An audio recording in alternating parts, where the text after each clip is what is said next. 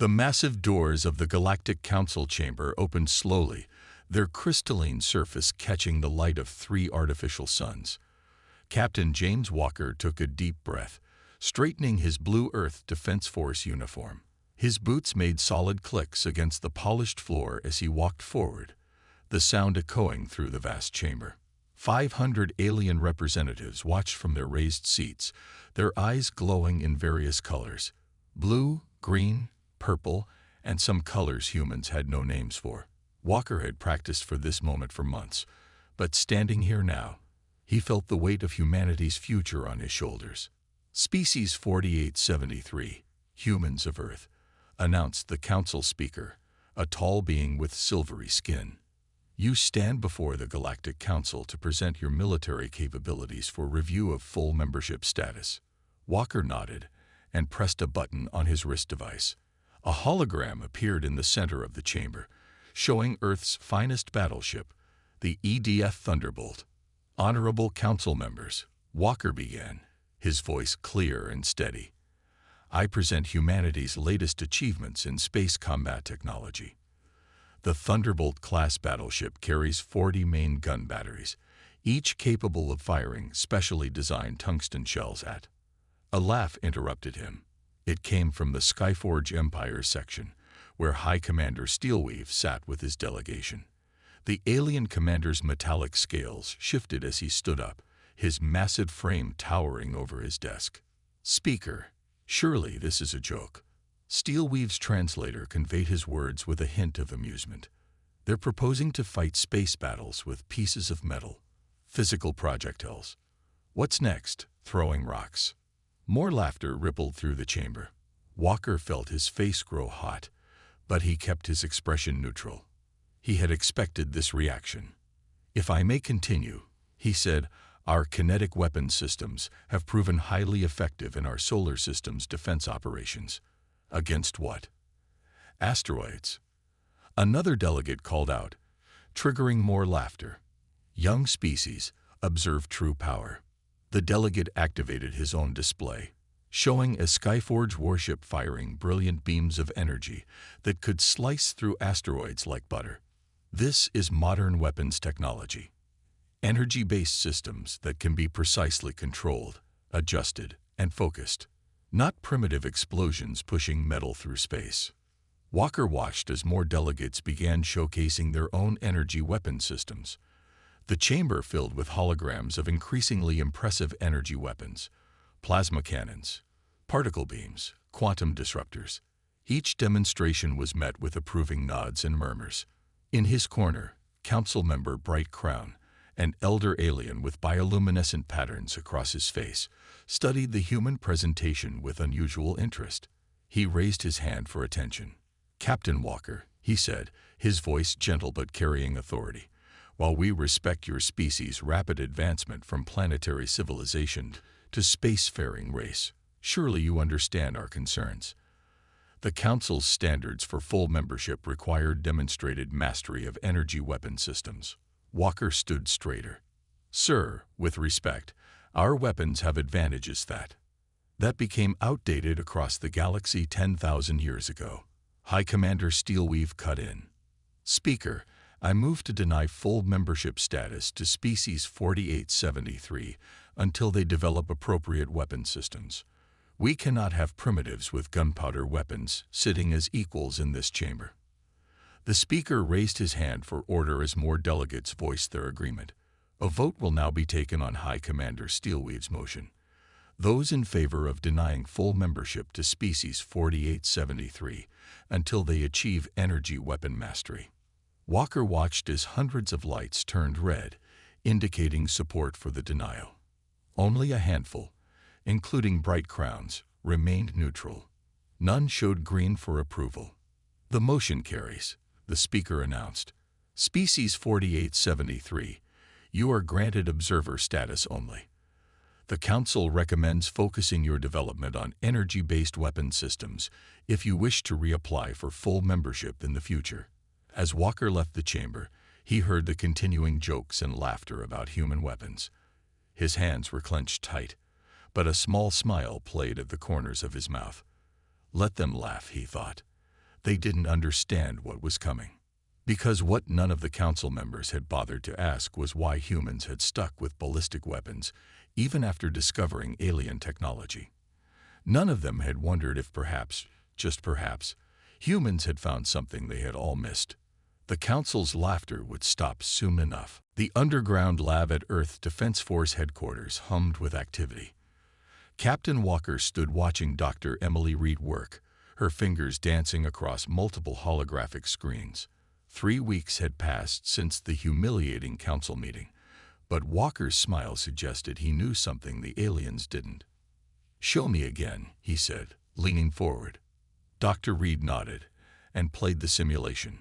A captured piece of alien shield technology flickered to life inside a sealed chamber. The shield glowed with a soft blue light, just like the ones the council races had shown off so proudly. "Watch carefully," she said, adjusting her glasses. First, standard energy weapon. A small energy blast hit the shield. The blue barrier flared brightly, absorbing and dispersing the attack completely. Now, our test. A simple metal ball shot from a compressed air cannon. It passed straight through the shield and smashed into the target behind it, leaving a deep dent in the reinforced metal. "Beautiful," Walker whispered. "And they have no idea." Reed shook her head, her eyes bright with excitement. "None. We've analyzed their shield specifications.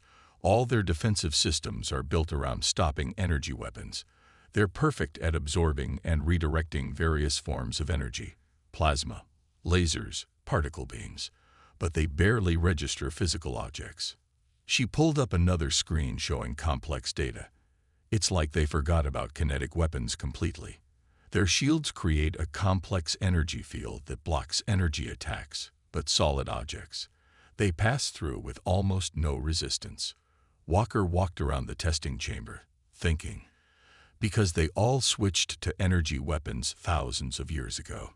They stopped developing defenses against physical projectiles. Why bother? Nobody was using them anymore. "Except humans," Reed added with a grin. "Our stubborn attachment to primitive ballistic weapons might be our greatest advantage. But that's not all." She pressed another button, bringing up new simulations. "Look what happens when we add modern technology to old ideas." The simulation showed a new type of shell, packed with advanced electronics. "Smart bullets," she explained. "They can adjust their trajectory in flight. Combined with our new targeting computers, we can hit ships trying to dodge at faster than light speeds." Walker watched the simulation show their enhanced shells hitting targets that would be impossible for traditional weapons. "How soon can we upgrade the fleet?" "That's the best part," Reed said, leading him to another section of the lab. "We don't need to remake our weapons. We just need to upgrade the ammo and targeting systems. We can refit the entire fleet quietly. Nobody needs to know until we have to use them," Walker finished. He stared at the prototype shells laid out on the workbench. They looked simple, almost crude compared to the elegant energy weapons he'd seen at the council. But sometimes the simple solutions were the best ones. A junior officer burst into the lab, face flushed with urgency. "Captain, Admiral Stone needs you both in the command center immediately." Walker and Reed shared a look before hurrying after the officer. In the command center, Admiral Stone stood before a large screen showing multiple distress signals. "The Skyforge Empire is on the move," Stone said without preamble. "They're attacking smaller council races near our border. The council has ordered all observer species to stay out of the conflict." They watched as another distress signal appeared on the screen. The Skyforge Empire was expanding aggressively, knowing that younger races couldn't interfere. "How long until the new shells are ready?" Walker asked Reed quietly. 2 weeks for the first batch. A month for enough to arm the whole fleet." Walker nodded slowly. "Time to see if being primitive has its advantages." "Just imagine their faces," Reed said with a small smile, "when they realize their fancy shields don't stop simple bullets." "They thought we were stuck in the past," Walker replied, watching more distress signals light up the screen. "They never considered that sometimes The old ways still work best, especially when mixed with new ideas. Admiral Stone turned to them, his face grim. Get those weapons ready. I have a feeling we'll need them sooner than we thought. The future of humanity might depend on the very weapons the Council had laughed at. Sometimes, being underestimated was the greatest advantage of all. The EDF Thunderbolt drifted silently in space, its engines cold and dark. From the bridge, Captain Walker watched helplessly as bright flashes lit up the night. The Skyforge Empire's warships were attacking another peaceful colony, their energy weapons cutting through the small settlement's defenses like paper. Another distress signal. Sir, the communications officer reported, his voice tight with anger. They're begging for help. Walker gripped his chair's armrests. The colony belonged to the Blue Star people, a peaceful race that had been kind to Earth. But the Council's orders were clear. Observer species could not interfere. How many civilians? Walker asked quietly. Over 10,000, sir. The Skyforge ships are. The officer paused, swallowing hard. They're not even trying to avoid residential areas. Through the main viewport, Walker could see the Skyforge flagship. It was massive, at least 3 times the size of the Thunderbolt, its hull gleaming with weaponry. Energy beams continued to rain down on the colony. Message from Earth Command. Captain, another officer called out. Admiral Stone says we are to maintain our position and observe only. Walker stood up slowly, walking to the viewport. The Blue Star people had helped Earth understand alien technology when they first reached the stars. Now they were being destroyed, and humanity could only watch. Dr. Reed, he called over the ship's comm. How are our special modifications coming along? Reed's voice came back tired but excited. Almost ready, Captain. The new targeting systems are installed. First batch of smart shells is loaded, but we're under orders not to. A massive explosion cut her off. One of the colony's main domes had burst, spilling atmosphere into space. Emergency pods launched from the colony, carrying survivors. Skyforge ships are targeting the escape pods, Tactical reported, horror in his voice. They're not even giving them a chance. Walker's fists clenched. On his personal screen, he read the message from Admiral Stone again. The orders were clear, but sometimes orders had to be interpreted creatively. All hands, he announced shipwide. Battle stations. The bridge crew looked at him in surprise. Sir, his first officer asked carefully. Our orders say we can't interfere in the conflict. Walker finished. But they don't say we can't run rescue operations. Helm, take us in. Engineering, power up the main guns but keep them cold. No energy signatures. Dr. Reed, is your new stealth system working? Yes, sir. As long as we don't power up the main engines or shields, their sensors should see us as space debris. The Thunderbolt glided forward, running on minimal power. The massive Skyforge ships continued their attack, not noticing the human vessel approaching from behind. Sir, Tactical reported, I have solutions on the ships attacking the escape pods, but if we fire, it'll be an act of war. Walker finished. Yes, but they fired first, at civilians. Just then, a new message flashed on Walker's screen. It was from Admiral Stone, encoded for his eyes only. He opened it, expecting a reprimand. Instead, he smiled. New orders, crew, he announced. Direct from Earth Command. We are now authorized to conduct weapons testing in this sector. Apparently, we need to verify our new targeting systems work in real combat conditions. The bridge crew straightened in their seats, small smiles appearing on their faces. Dr. Reed, Walker called. Are you ready to show these bullies why they shouldn't have laughed at our guns? Ready, Captain. All new shells are armed and tracking. They still think their shields make them invincible. Walker sat back in his command chair, watching the Skyforge ships continue their brutal attack, completely unaware of the human ship in their midst. Tactical, target their engines first. Let's see how they like being helpless. He paused, then added quietly. and get those escape pods on our rescue beacon. We're not losing any more civilians today." The Thunderbolt's gun ports opened silently, loading the first of the new smart shells. The Skyforge Empire was about to learn a harsh lesson about underestimating primitive weapons, and Walker intended to make sure it was a lesson they never forgot. The bridge of the Thunderbolt was dead quiet. Everyone held their breath as the ship drifted closer to the Skyforge warships. On the main screen, the enemy vessels continued firing at the helpless colony, their energy weapons lighting up space. "Range to target," Walker whispered. 20,000 kilometers, sir," Tactical replied just as quietly, though sound couldn't travel in space. "First target locked. Their shields are at full power." Dr. Reed's voice came over the comm. "Captain, I've analyzed their shield configuration. They're running standard energy dispersal fields. They won't see our shells coming until it's too late." Walker nodded slowly. "Load all main guns with the new smart shells. Target their engine sections." He took a deep breath. "Fire when ready." The Thunderbolt shuddered slightly as its main guns fired. There was no bright flash, no energy beam, just the silent launch of 20 tungsten shells, each guided by advanced computers.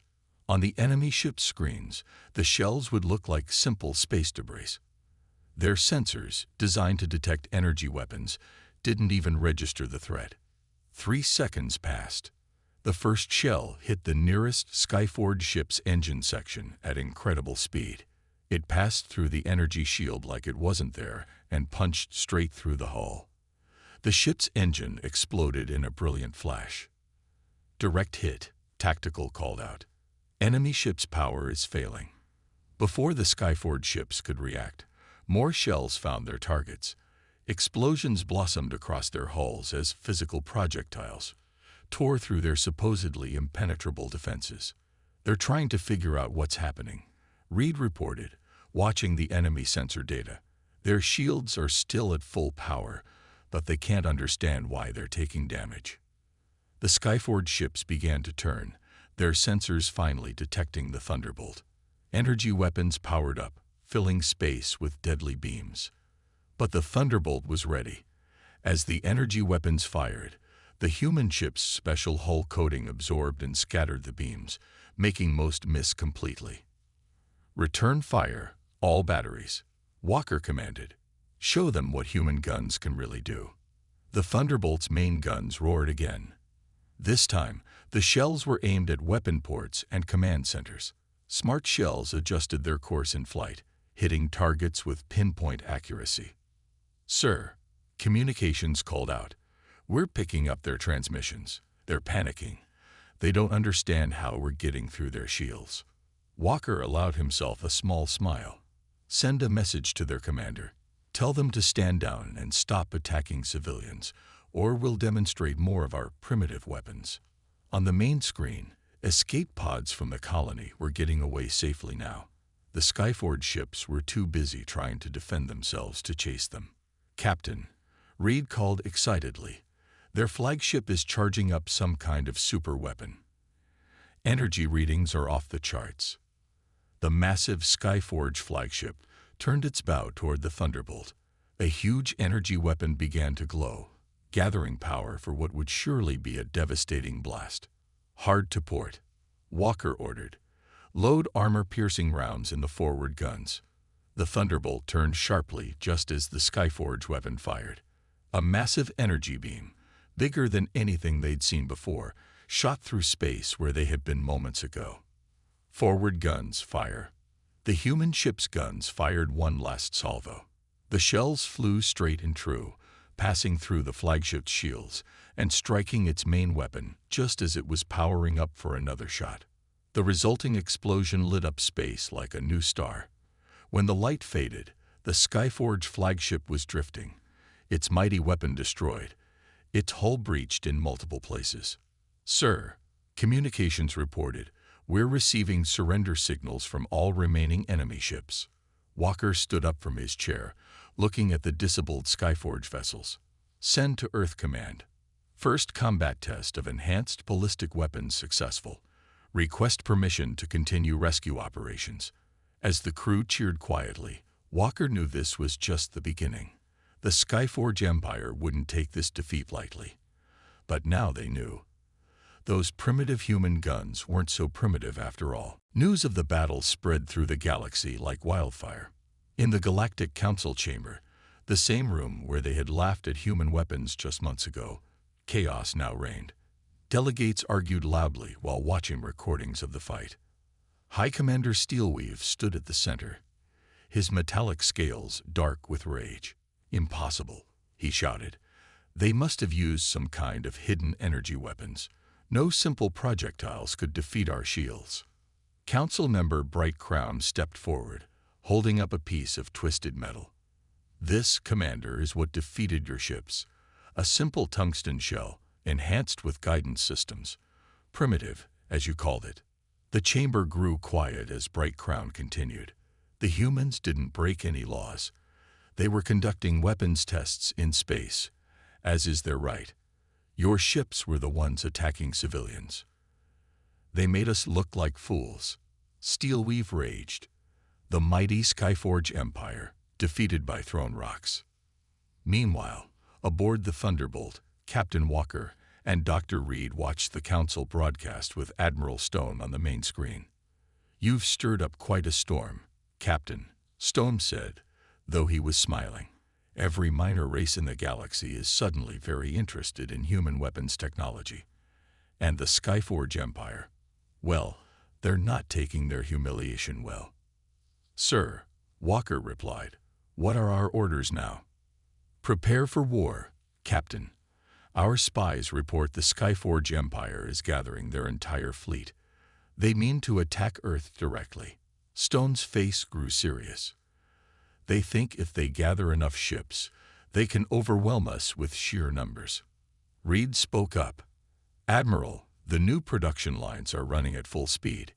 Every ship in the fleet will have smart shells within 2 weeks. We've also developed something new." She pressed a button, showing a design for a new type of shell. "We call it the Breaker Round. It's designed to." Suddenly, alarms blared throughout the ship. Multiple ships dropping out of faster-than-light travel. Tactical reported. Skyforge signatures, at least 30 vessels. Walker ran to his command chair.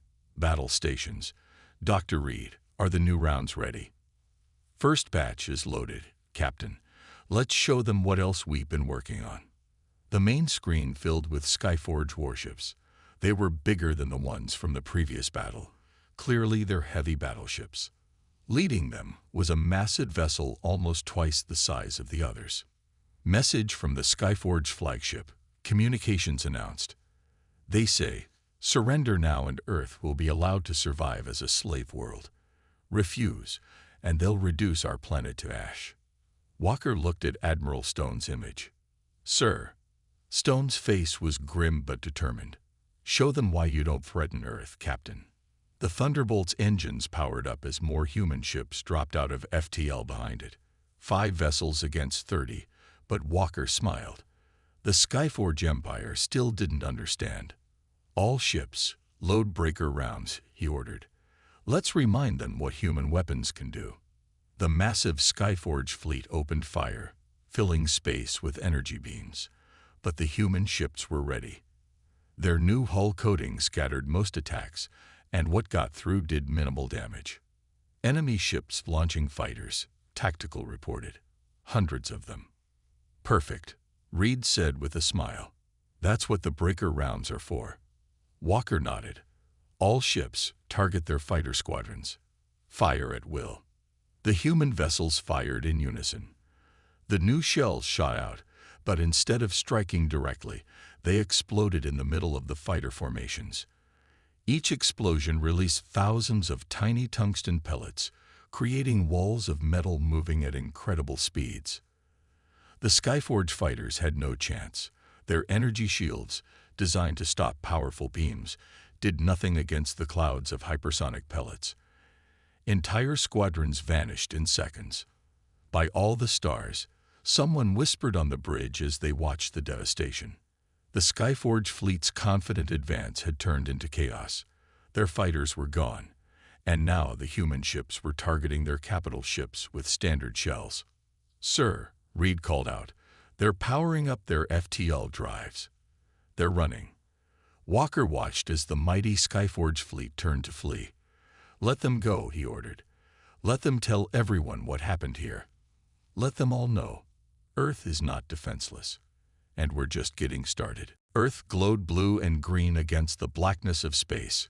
Captain Walker stood on the Thunderbolt's bridge, watching as hundreds of ships took up defensive positions around his home planet. The entire human fleet had gathered for what everyone knew would be the decisive battle. "Status report," he called out. "All ships report ready, sir," his first officer replied. "Dr. Reed's new defense grid is online. Early warning systems are active." Reed's voice came over the comm. "Captain, the planetary shield generators are at full power. We've also finished installing the new point defense guns around all major cities." Walker nodded. The past month had been busy. After their defeat in the last battle, the Skyforge Empire had gone silent, gathering every ship they could find. Now their entire fleet was coming to Earth. "Message from Admiral Stone," communications announced. "Long-range sensors detect over 500 Skyforge ships entering the solar system. They'll be here in 10 minutes. Walker took a deep breath. "All hands, battle stations. This is what we've trained for." The bridge crew moved with quiet efficiency. They had fought the Skyforge Empire before, but never against such numbers. "Sir," Reed called out, "I should tell you. We finished the new shells just in time. Every ship has them now." "The ones you wouldn't tell me about?" Walker asked. "Yes, sir. We call them ghost rounds. They're, well, you'll see." Space lit up as the Skyforge fleet dropped out of FTL. Their ships filled the view screen from edge to edge, energy weapons already charging. At their center was a vessel bigger than anything Walker had ever seen. "That's their new flagship," Tactical reported. "Energy readings are off the charts. They must have put everything they had into this attack." High Commander Steelweave's face appeared on the main screen. His metallic scales were now dull with battle scars. "This ends today," he growled. "No more games, no more tricks. We will destroy your primitive civilization and take this world as our own." Walker stood tall. "You still don't understand, Commander. Every time you've attacked us, we've learned, adapted, improved. What makes you think this time will be different?" "Numbers," Steelweave roared. "We have 5 ships for every one of yours. Your tricks cannot save you now." The screen went dark as thousands of Skyforge fighters launched, followed by a wall of energy beams from the capital ships. "All ships, execute Defense Plan Delta," Walker ordered calmly. "Show them our latest primitive weapon." The human fleet fired as one. But instead of normal shells or breaker rounds, they launched something new. The ghost rounds looked almost transparent, barely visible against the stars. The Skyforge fleet's sensors didn't register them at all. When the rounds hit their targets, they didn't explode. Instead, they simply passed through the ship's hulls like they were made of smoke. But wherever they passed, systems shut down. Engines died. Weapons went dark. Direct hits across their fleet, Tactical reported excitedly. "The ghost rounds are working. They're shutting down their ships from the inside." Reed's voice was triumphant. "The shells are releasing specialized nanobots. They're programmed to disable electronic systems, but leave life support intact. We're not just defeating them, we're saving lives." Walker watched as ship after ship in the Skyforge fleet went dark. Fighters drifted powerless in space. Even their mighty flagship's weapons fell silent. "Sir," communications called out, "we're receiving surrender signals. Hundreds of them." The massive Skyforge fleet, which had arrived expecting an easy victory, now drifted helpless in space. Only their life support systems still functioned, exactly as planned. "Send to all ships," Walker ordered. "Begin rescue operations. Let's show them how humans treat their prisoners." As human ships moved in to help the stranded Skyforge crews, Walker thought about how far they'd come. From being laughed at in the council chamber to defeating the greatest fleet in the galaxy, all because they'd stuck to their primitive weapons. Message from Earth Command. Sir, communication said. Admiral Stone says, well done. Now let's go show the Council what else humanity can do. The Galactic Council chamber looked different now. Where once there had been laughter at humanity's weapons, now there was respectful silence. Captain Walker stood at the center, but this time he wasn't alone. Dr. Reed stood beside him, along with Admiral Stone and several other human officers. The Council speaker's voice echoed through the chamber. The Council recognizes Species 4873, humans of Earth, and welcomes their delegation. High Commander Steelweave sat in his section, his once proud posture now humble. Most of his fleet was still being repaired after the battle at Earth. The mighty Skyforge Empire had learned an expensive lesson about underestimating primitive weapons. Honorable Council, Admiral Stone began. Humanity comes before you not seeking revenge for past insults, but hoping for partnership. We've shown what our technology can do. Now we want to share it with those who would use it responsibly. A murmur ran through the chamber. Council member Bright Crown stood up. Would humans be willing to share their defensive technologies? Many worlds fear attack from larger powers. That's why we're here, Dr. Reed replied, stepping forward. She activated a hologram showing the ghost rounds and other human innovations.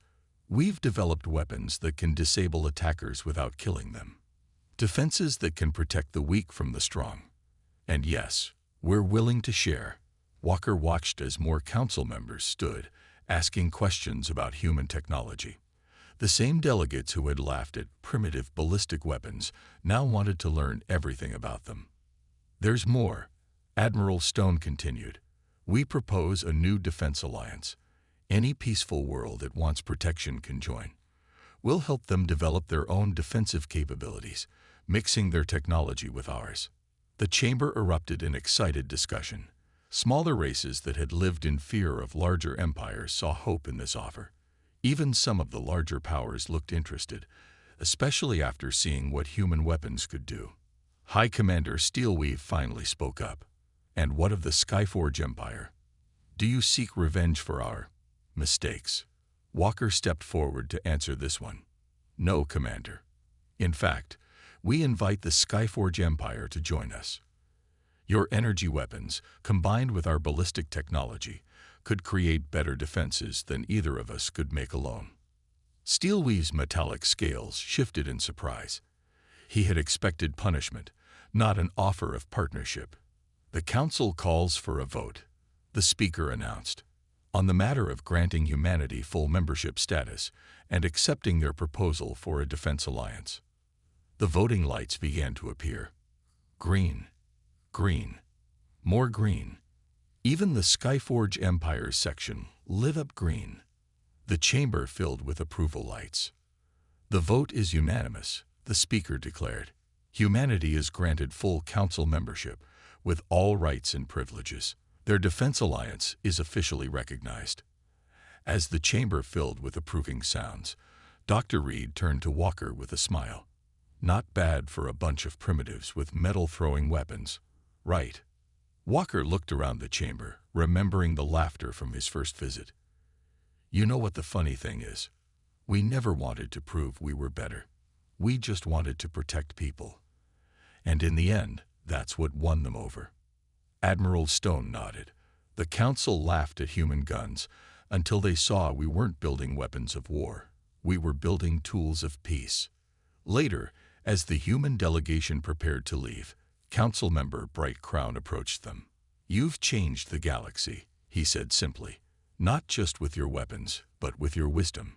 You had the power to punish those who mocked you, but chose to help them instead. Walker smiled. That's the most important lesson humanity learned in all our wars back on Earth. True strength isn't about having the biggest weapons. It's about how you choose to use them. As they walked out of the chamber, Walker saw representatives from a dozen worlds waiting to talk about joining the Defense Alliance. The same races that had laughed at human weapons now wanted to learn from them.